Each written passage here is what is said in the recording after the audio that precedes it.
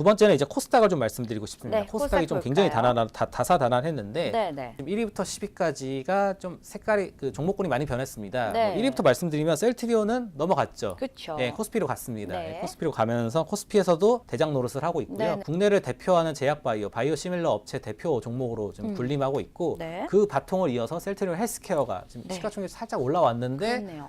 규모가 또 빠졌습니다. 이것도 밀렸습니다. 이거는 이제 셀트리온 관련해서 이제 회계감리도 있었고 삼성바이오로스 네. 관련 업황에 대한 부진도 있었고 코스닥 관련 지표에 대한 논란도 있었고 뭐 등수는 올랐지만 시가총액이 많이 줄었습니다. 네. 예. 근데 조금 좋을 만한 내용은 이제 팩사백 관련 기대감이 여전하고요. 네네. 뭐 19년도 4분기에 가남 글로벌 3상의 뭐 내용이 좀 나오고 있고 그다음에 이제 신라젠과 뭐 셀트리온 헬스케어 지금 제약바이오의 가장 큰 이슈는 내달 초에 있을 네, JP 모건 헬스케어 컨퍼런스 많이 들어보셨죠? 네. 그 관련해서 이제 어떠한 업황들이 나가고 어떠한 업체들이 참여를 하느냐.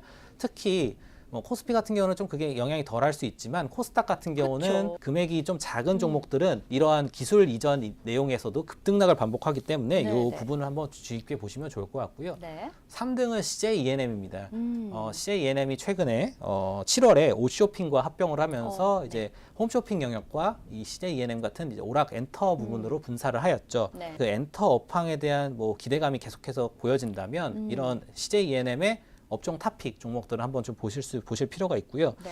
작년 기준으로 시가총액 4위였습니다. 그래서 네. 작년 기준으로도 이 종목에 대한 내용이 있고 작년과 올해 엔터 쪽으로 좀 달라진 게 로엔이 없어졌습니다. 그러니까 로엔은 카카오 M으로 이제 3월에 사명 변경을 했고요. 네. 그다음에 9월에 카카오와 합병을 했습니다. 어. 카카오가 지금 시가총액이 좀 밀리는 구간이 있기 때문에 한번 좀 네네. 주의 깊게 보시면 좋을 것 같고요. 네. 티슈진 같은 경우는 작년 초에 좀 잘 나가다가 이제 KRX 300, KRX 300이라고 하면 코스피와 코스닥의 지수 중에서 좀 좋을 만한 종목군을 선정을 해서 지수를 하나 만든 게 KRX 300이었습니다. 그래서 네네. 우리도 한 지표 하나 또 만들겠다 이렇게 했는데 KRX에 대한 내용도 그렇게 좀 크게 메리트가 없었고요. 또 더 안 좋은 건 이제 티슈진이 KRX 300에 포함이 안 됐습니다. 아이고 이런.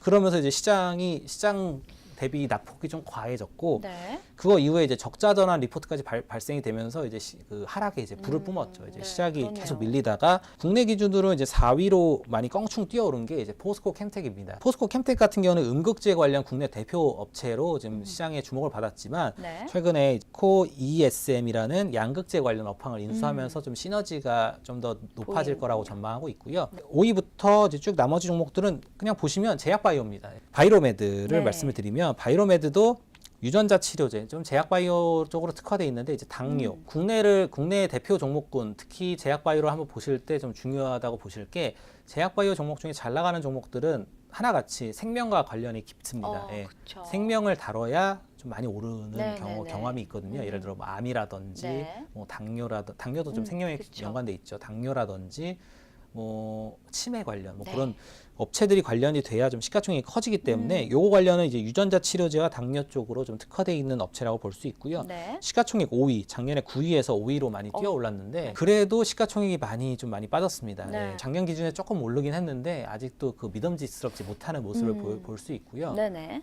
그다음에 이제 스튜디오 드래곤은 제가 말씀을 드렸고 그다음에 펄어비스도 말씀을 드렸고 네. 중간에 있던 이제 HLB HLB. 같은 경우도 이제 암 관련 네. 종목이거든요. 위암 치료제인 리보세라믹이 이제 임상 3상을 지금 진행하고 있기 때문에 이 종목군도 한번 암 관련주라면 한번 보시면 좋을 것 같고 네. 그 위에 이제 메디톡스가 있습니다. 메디톡스는 보톡스 네. 관련 업체입니다.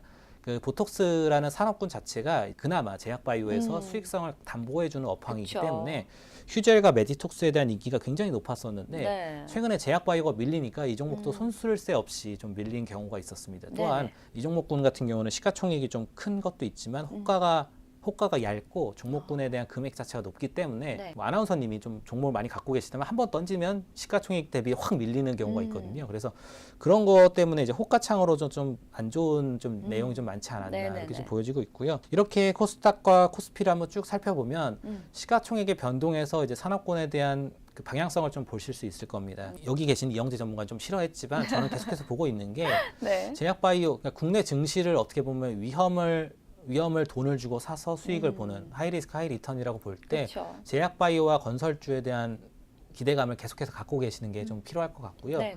그런 면에서 지금 업종 탑픽 종목에 대해서 JP모건 헬스케어 컨퍼런스까지 한번 내용을 보시면서 종목군을 한번 리밸런싱 할 때 좀 체크를 해보시면 좋을 것 네. 같습니다. 이런 종목군의 좀 변동에 있어서 한번 좋은 종목을 찾아보도록 저희도 노력하고 있고요. 네. 뭐 궁금한 종목들은 언제든지 저희 오감만족에 한번 연락을 해주시면 네. 저희가 한번 성심성의껏 상담 도와드리도록 하겠습니다.